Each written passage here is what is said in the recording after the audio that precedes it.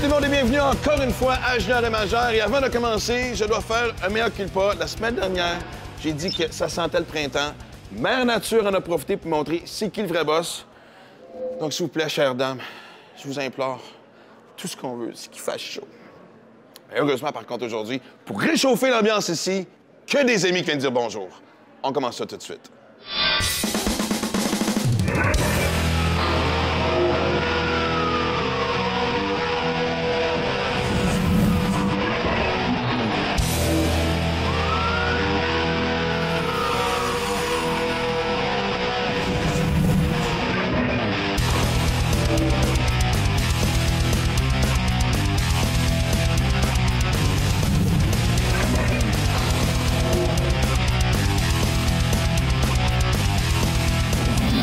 De la belle visite avec nous aujourd'hui. En fait, des gens que maintenant je vois tellement souvent que je pense même avoir un deuxième enfant pour qu'il y en ait un des deux qui devienne parrain.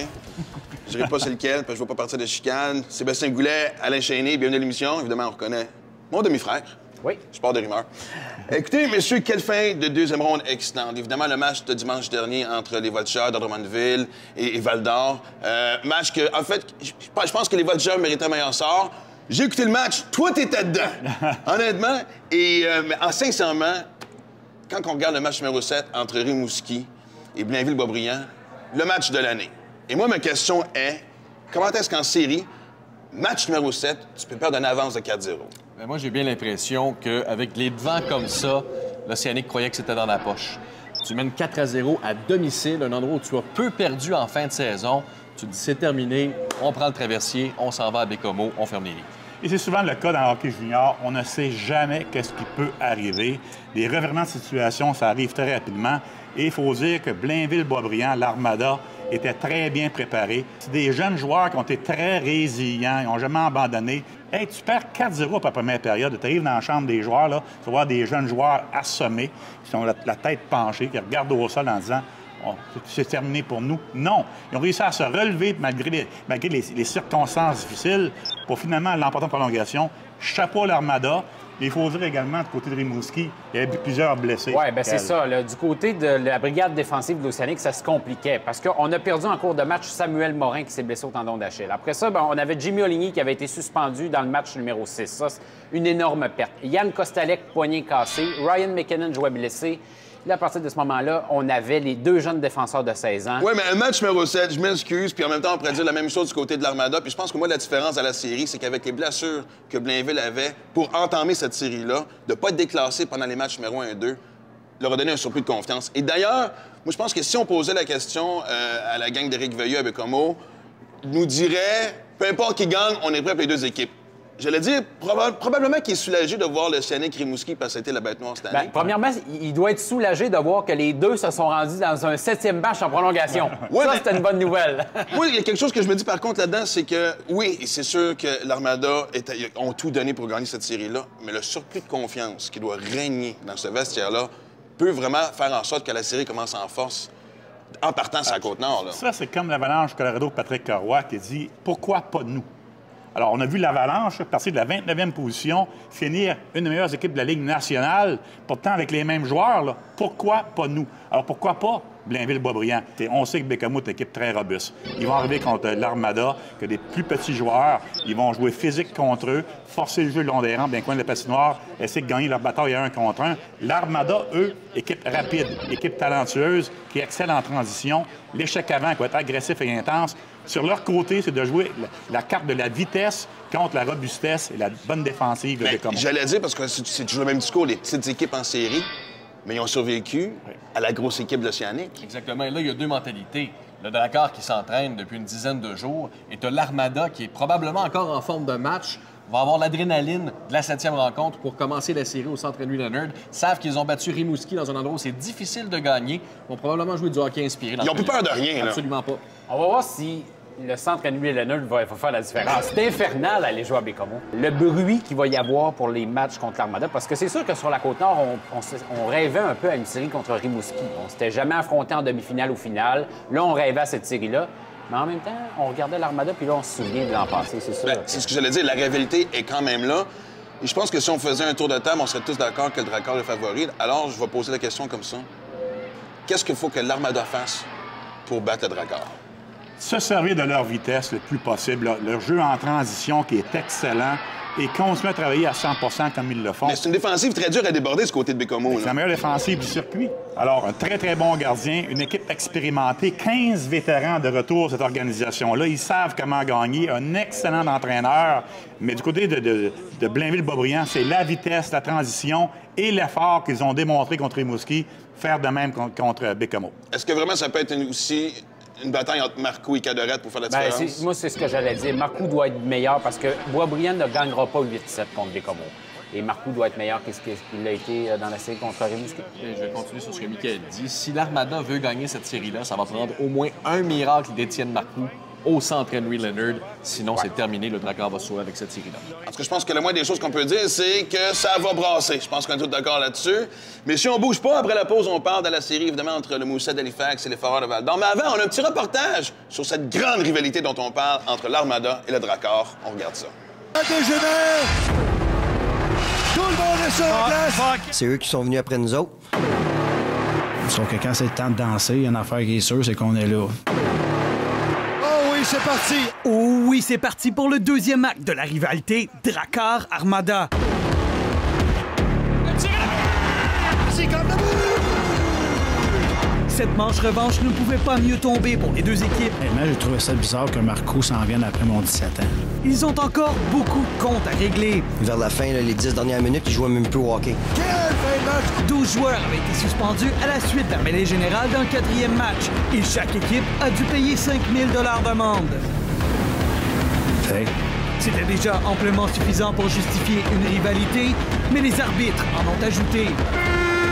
Victoire du Drakkar de Bécomo 2-1. Ça, c'était le but de la victoire en prolongation dans le cinquième match. C'est tellement plate, là. Le seul problème, c'est qu'il y avait clairement hors-jeu à l'entrée de zone. Il y avait 11. Sérieusement, gars, c'était même pas proche. Au-delà des controverses, le Drakkar avait eu le meilleur, éliminant finalement Blainville-Boisbriand en 6 matchs. C'est Bécomo qui remporte pour s'en aller dans la grande finale. Poignée de main traditionnelle. Cette année, les deux équipes se sont battues une partie de la saison pour le premier rang dans la Ligue, avant que Bécomo ne s'échappe finalement pour terminer au sommet, 7 points devant l'Armada, au 5e rang. Cette saison, les deux équipes ont divisé les honneurs des 4 matchs. Mais le Drakkar a placé un message clair le 25 février dernier, en écrasant les hommes de Jean-François Houle 6-1. L'Armada ne l'a pas eu facile. L'heure est à la revanche d'un côté. Et de l'autre, la domination veut être assurée. Le premier but du match!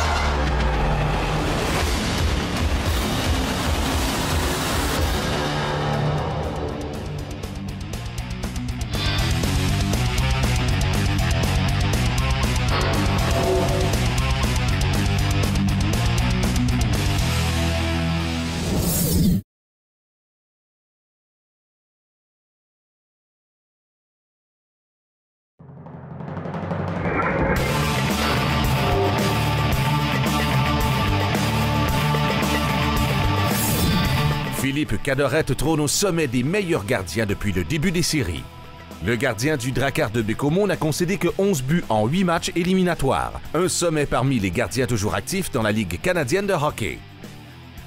Son pourcentage d'arrêt de 946 et sa moyenne de 1,38 après 2 rondes le place aussi au premier rang dans les 3 ligues juniors au pays. S'il poursuit sur sa lancée, Cadorette pourrait bien menacer le record de David Tremblay, qui avait maintenu une moyenne de 1,96 dans les séries de 2004, la meilleure de tous les temps en série.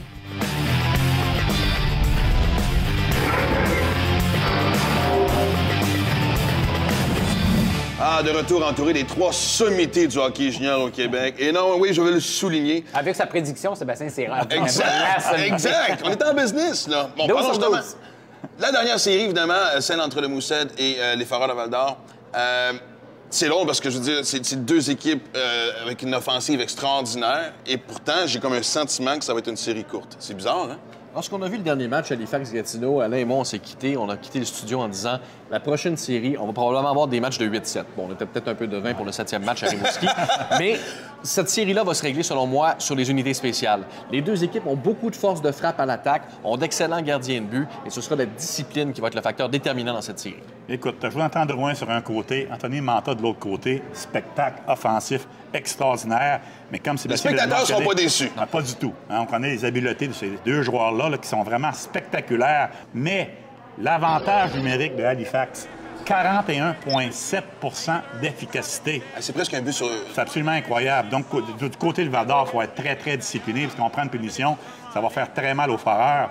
Et je crois qu'Halifax savent comment gagner. Foucault, excellent gardien. De même également Val-d'Or avec Antoine Bibeau. Cependant, au niveau de l'expérience comme telle, je crois que je favoriserais les Moussets de Halifax. Parlons-en, parce que justement, tu parles de la différence dans l'avantage numérique. Tu peux pas te permettre de prendre une punition contre le Mousset. Est-ce que ça te retient pas dans ton jeu du côté de Val-d'Or? Il faut que tu sois moins agressif. Tu peux juste pas te permettre cette erreur-là. Tu sais que tu dois être robuste quand même, être physique, intense, cependant être excessivement discipliné. Donc, il faut que tu fasses attention. Là. Tu joues avec retenue, et la non? ligne est très, très fine entre la robustesse et l'indiscipline. Là. On sait qu'il y a des émotifs du côté de Val-d'Or. Il y a des joueurs qui sont capables d'être indisciplinés là-dedans. Et ça, je pense que vous le mentionnez, je pense que c'est l'enjeu central de la série, ça va être la discipline. Parce qu'on l'a vu avec Halifax, c'est une équipe qui est sans pitié pour l'adversaire. Mais c'est sûr qu'Antoine Bibeau, il a livré des performances très encourageantes pour la suite des choses. Parce que contre Drummondville, il a fermé la porte au bon moment. Si on exclut le match numéro 1, ce qui a accordé 4 buts. Oui, mais là, il risque d'être testé encore plus. C'est 12 buts en 5 matchs. Mais c'est sûr que là, ça va venir un peu de partout. Également, on parle souvent de l'offensive des Foreurs, mais en séries éliminatoires, ils sont deuxièmes en défensive également. Bien, ça, j'allais dire, ils sont reconnus pour être une brigade offensive, mais ils font un job aussi. Ils ont 4 trios qui fonctionnent très bien. Alors, beaucoup de diversité également au niveau de l'attaque, des jeunes qui se mettent en évidence côté de Val-d'Or. Également, Gazola, Gélina, deux excellents défenseurs. Mais l'autre joueur que j'aimerais parler, là, c'est Nikolai Ehlers de Halifax. Ça sent bien le chouchou de la Ligue. Absolument. Écoute, joueur extraordinaire, même en séries éliminatoires, on l'a vu évoluer, messieurs. C'est vraiment fantastique. Et lors du prochain repêchage, tout le monde dit peut-être dans les top 10. C'est un excellent joueur. C'est l'invasion danoise, j'arrête pas de le dire. Absolument. Oui, comme Lars Eller du Canadien. Exact. Oui.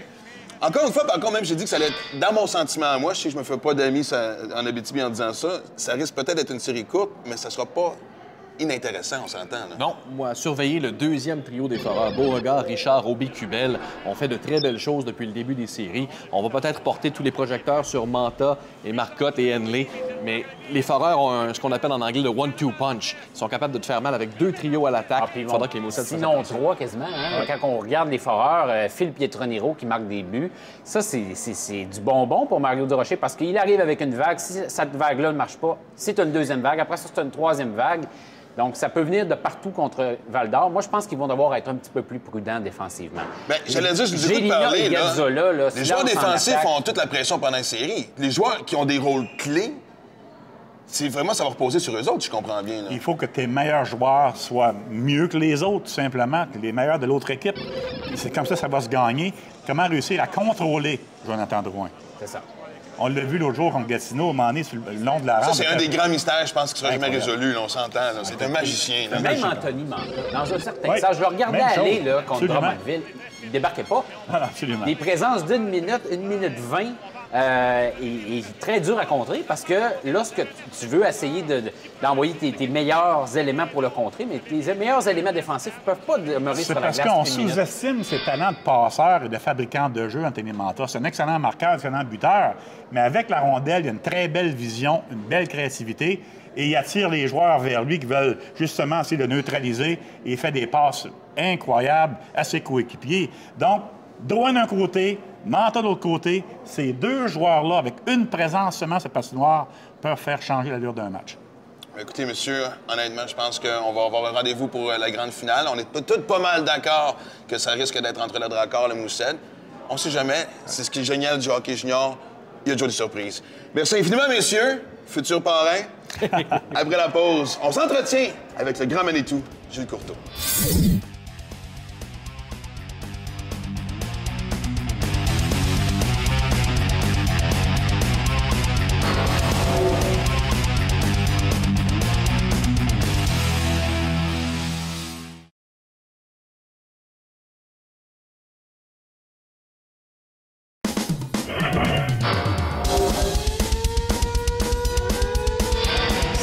journée des belles visites, le grand Manitou lui-même, M. Courteau. Comment ça va? Très bien. Ben, je suis content que vous soyez là. Je m'ennuyais un peu. On s'est pas vu depuis le début de la saison. Effectivement. On a dévoilé, évidemment, la semaine dernière, l'équipe hôtesse, la ville hôtesse aussi de la Coupe Mémorial en 2015. Ça a été des dossiers difficiles, très bien présentés de la part des deux villes. Mais là, évidemment, avec Québec, on y met toute la gomme. Je pense qu'on va être prêt l'année prochaine pour avoir tout un spectacle. Hein? Ouais, c'est certain que le choix du comité de prendre Québec comme ville hôtesse, l'organisation des remparts, c'était un bon choix. Cependant, ça n'a pas été un choix facile, même si, peu importe ce que les gens peuvent penser ou peuvent dire, le comité de sélection a fait un travail extraordinaire suite aux 2 présentations que le comité a reçues de Chicoutimi et Québec. C'était 2 excellentes présentations. J'ai assisté aux 2 présentations et je dois vous dire que le comité de sélection a eu certainement à regarder à analyser tous les critères avant d'en arriver à sa décision. On vient de finir la deuxième ronde des séries, on entame la demi-finale, mais quelle fin de deuxième ronde. En tant que commissaire, je veux dire, on veut que les spectateurs soient gâtés, mais aussi le fan de hockey en vous embarque, là. Ah ouais. De pouvoir penser que dans un 7e match, il peut se compter 15 buts, je pense pas qu'il y ait grand monde qui pouvait prédire ça, à part Sébastien Goulet qui avait prédit que l'Armada remporterait en ce match. Mais ceci étant dit, c'était... C'est la beauté du hockey junior. Exactement. C'est la beauté du hockey. Il y a de l'émotion, il y a de l'intensité. C'est des jeunes qui travaillent, qui abandonnent jamais. Puis dès qu'ils ont une opportunité, je pense que l'Armada, c'est un club qui bouge très, très bien la rondelle, patine. Rimouski était très gros, jeune, mais des belles expériences quand même pour tous ces joueurs-là. Puis ça a été du très bon hockey pour nos amateurs de hockey junior. Moi, ce que j'aime, c'est l'intensité est au rendez-vous. Et pourtant, depuis le début des séries, presque aucune suspension. Ça veut dire que le message que vous lancez depuis plusieurs années, c'est-à-dire on veut faire comprendre aux joueurs que c'est possible de jouer du hockey physique, mais propre. C'est ce qu'on a vu depuis le début des séries. Et c'est un point qui est très important parce que moi, là-dedans, ce que j'aime, c'est le message que la Ligue passe se rend bien au niveau de nos dirigeants, mais également les joueurs l'acceptent très bien. Les joueurs savent ce que ça représente non seulement dans les séries, mais ce que ça représente également d'offrir une bonne qualité de spectacle. Quand tu te présentes, puis les amphithéâtres sont remplis à pleine capacité, puis il y a de l'émotion dans l'air, ces choses-là, il faut que des jeunes de 16 à 20 ans soient bien en contrôle de leurs émotions, même si c'est au maximum au niveau de la motivation. Puis le comportement de ces joueurs-là, c'est extraordinaire. Ça a été des séries extrêmement émotives, intenses à ce niveau-là, mais du hockey de grande qualité. On dirait que plus on approche, évidemment, de ce fameux grand rendez-vous, celui de la Coupe Mémorial, il reste 4 équipes au Québec. Je pense qu'on n'aura pas honte, peu importe qui va nous représenter. 4 en 4, on y rêve depuis un petit bout. Il n'y a aucun doute que nos chances sont là. On a 4 très bons clubs qui sont en demi-finale. 4 clubs qui peuvent aller être le représentant de la Ligue à la Coupe Memorial à London.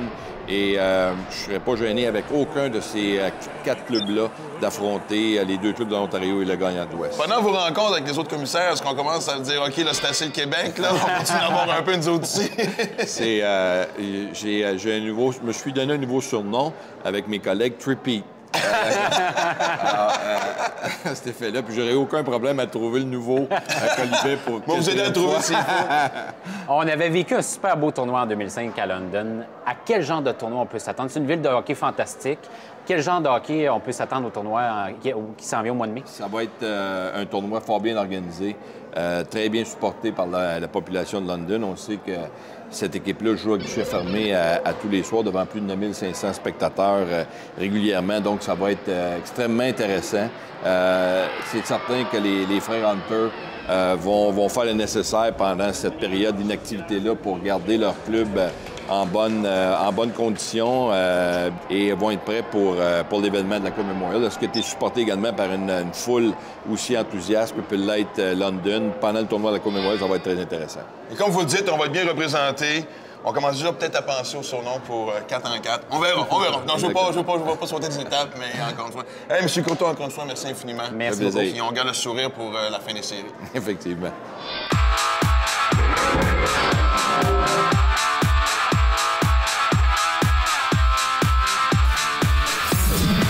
6 nouveaux visages ont fait leur entrée comme entraîneur-chef cette saison dans la LHJMQ. C'est le cas de Martin Raymond des Voltigeurs de Drummondville qui n'avait jamais dirigé dans le circuit Courteau. Il a conduit les siens à un dossier de 43 victoires et 25 défaites. L'entraîneur de 46 ans trace un bilan positif de sa première saison à la barre des voltigeurs.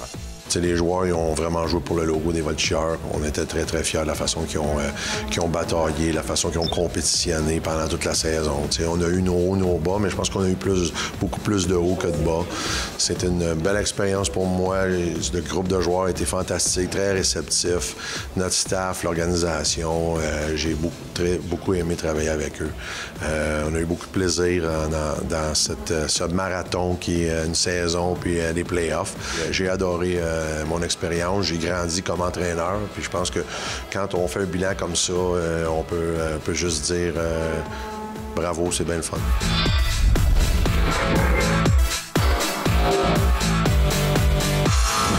Alors, je pense qu'encore une fois, on a bien réussi à faire le tour de tous les enjeux de cette troisième ronde des séries. Voyons voir ce qui arrive. Et oui, j'avoue que je suis quand même content que l'Armada soit en demi-finale, puisque ça me fait du hockey des séries pas loin de chez nous. Ah, c'est ça, tu veux pas voyager? Non, je veux voyager, c'est l'horaire qui... Alors, moi, je serai à Bécomo. Exact, M. Airmiles à côté de moi. Évidemment, encore une fois, plus on approche de la finale, on peut vraiment sentir cette fièvre des séries palpable à travers la province. Il y en a qui poussent ça même très loin, si je me trompe pas. Yannick Barriot à Rimouski nous a envoyé ça cette semaine. Regarde la photo. Tatouage de l'Océanique de Rimouski. Écoute, c'est pas effaçable, c'est pas lavable. Là. Mais pas juste ça, mais c'est tellement frais qu'on voit encore des rougeurs autour. Mais par contre, il peut se soulager et se réconforter en se disant que, selon moi, l'année prochaine, l'équipe à battre va être l'Océanique. L'Océanique, l'année des 20 ans de l'Océanique. Alors, ça va être une belle saison pour la troupe de Serge Beausoleil. Quoi d'autre qu'on a? On a une photo de, des séries éliminatoires. Ça, j'avais pris ça à Bécomo l'an dernier. Regarde pourquoi, quand je parle de l'ambiance au centre Henry Leonard, voici pourquoi. On voit la cloche, mais on voit la bonbonne d'air comprimé. Non, mais attends, mais là, ça devrait être illégal. Ça c'est incroyable. Pas ça, tu traverses pas les douanes avec ça, là. Ça, c'est du côté du banc de pénalité. Sincèrement, là, l'Armada est mieux d'être prête pour ce bruit-là. Ils savent à quoi s'attendre, mais ça va être encore une fois très bruyant cette année. Puis ben justement, en fait, je pense que l'Armada va traîner son arme, sa contre-attaque sur la route, si on regarde la vidéo qui s'en vient. Oui, exactement. La V-Nation pour Viking. Et c'est des supporters inconditionnels. Ils ont été 2 autobus à se déplacer du côté de Rimouski. Très bruyant, on en regarde un extrait.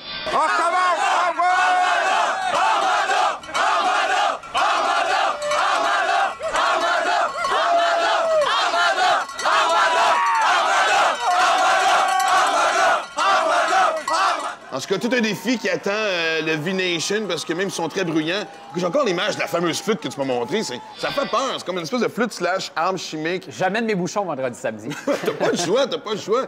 Et du côté de l'Abitibi, on s'en laissera pas imposer. Non, dimanche dernier, on était à Drummondville et les partisans des Foreurs avaient mis leur casque jaune de mineurs. Alors, on sent que les partisans, là que ça commence à se déplacer par autobus. On y croit. Ça, c'est le fun de voir ça. Non, puis pas juste ça, honnêtement. Je pense que contre le Moosehead, ils vont avoir besoin de tous les éléments nécessaires. Donc, s'il y a du bruit dans l'aréna, c'est ce qu'on veut. Écoutez, tout le monde, les villes concernées, puis en fait, la province au complet. Wow. Envoyez-nous vos images. Bien, d'un, pas juste ça, mais tiens, regarde, les séries excitantes, de plus en plus excitantes, qui s'en va à la Coupe Mémorial. Écoutez, encore bien des choses à couvrir. En attendant, bon week-end tout le monde.